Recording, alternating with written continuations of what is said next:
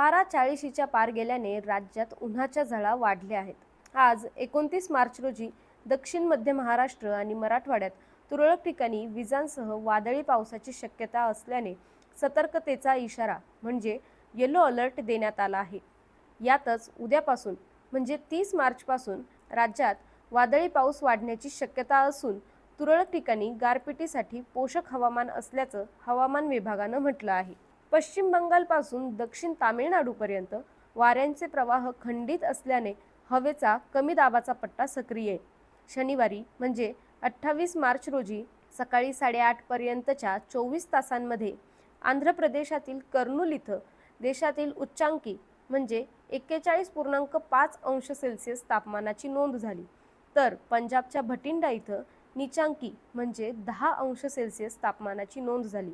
आज म्हणजे 29 मार्च रोजी पूर्व विदर्भातील सांगली, सोलापूर, धाराशिव आणि लातूर या जिल्ह्यात विजांसह वादळी पावसाचा अंदाज असल्याने सतर्कतेचा इशारा म्हणजे येलो अलर्ट हवामान विभागाने दिला आहे। कोल्हापूर आणि नांदेड इथं विजांसह पावसाला पोषक हवामान आहे।